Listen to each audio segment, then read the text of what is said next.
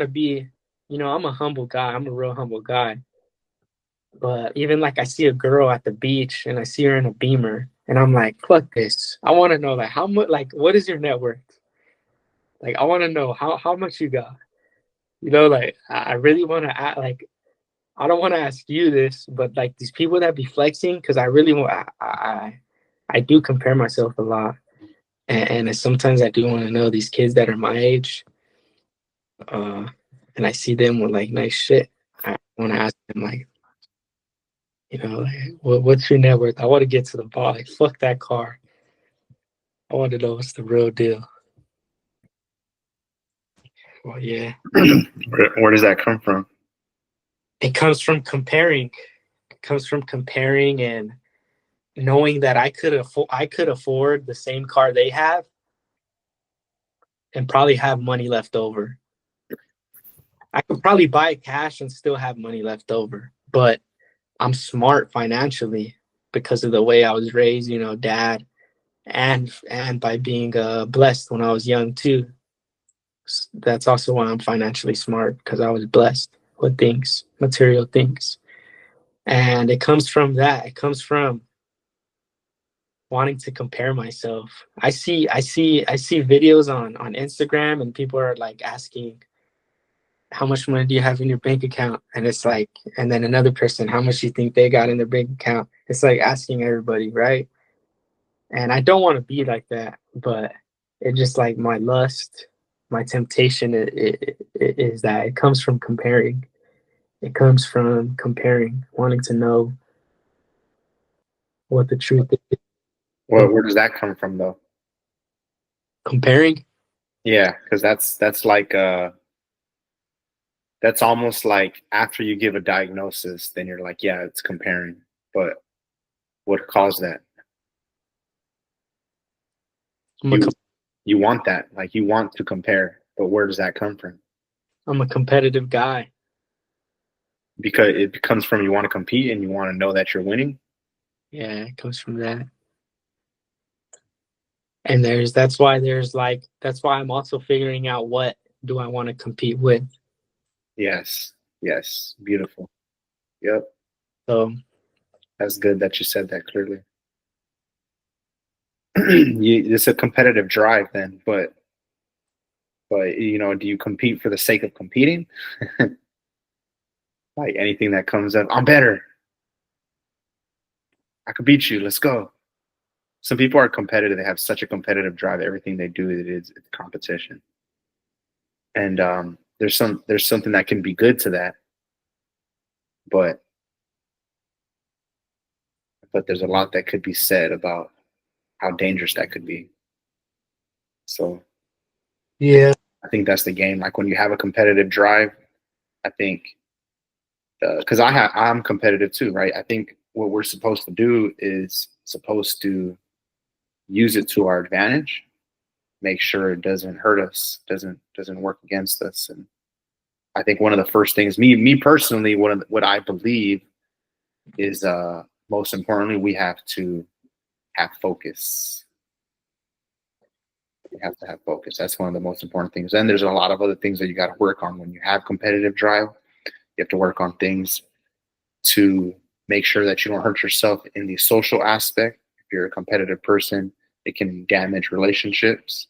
If you're doing it, if you're letting out that energy in the wrong way. And then there's ways to make sure you control that drive, that competitive drive, so that you don't hurt your own mental health, right? Like you talk about it all the time, comparing yourself. Comparison is the thief of joy. So there's a lot of things to work on to make sure that you don't let competitive drive hurt yourself. For me personally, I think the most important thing to play out in my life, but from my perspective, I can see this to be true for everybody else, is that focus is the most important thing to have for many reasons, but also for competitive drive. To make sure that you're using competitive drive to your advantage and making sure that it doesn't hurt you, you have to focus. When you find focus, like what we're doing by talking about our goals, I believe we should be reviewing this stuff all the time, by the way. But when you start to build that focus, like what we're doing by talking about our goals, writing it down, sharing it with each other, and you start to focus, you're narrowing in on some specific things that you want to work towards. You're going to apply that competitive drive to those things. Speaking out loud about your goals is part of that process, right? Because that's the competitive nature that comes out. You don't want to lose. You want to be a winner. And sometimes you in your mind, you will interpret the competition to be, am I doing better than somebody else? Right? And so it is a lower level of thinking. And as you mature, you're always like, you hear this plenty of times, but it's got to hit the right way. Anytime you hear it is just like words, it's just information, but does it hit you in the heart? Right? You're only in competition with yourself. You need to hear that. It needs to hit you in the heart. And that's when you mature to a higher level of thinking where you're like, okay, yes, it's a competition, but it's not because I'm thinking about winning over somebody else, but it's a competition with myself and determining, am I winning in my own game? So when we're narrowing focus like this, what you can do is apply all that competitive drive to your specific goals. Nobody else has your specific goals. They might have something that looks like it, but because nobody has your exact same life, I think what'll happen is they're just trying to do their thing and you're doing your thing, and you find where you relate. But your competitive drive is actually just being applied to your unique goals, because your life is unique, your goals are unique.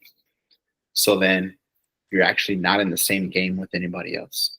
And so then you're applying all that focus and that competitive drive now to your specific unique goals. And when you really, really, really buckle down on it, you really have no more time and space for anything else. You really just don't have anything, you can't give any attention to any other type of competition. You cannot compare yourself to other people for, immature reasons.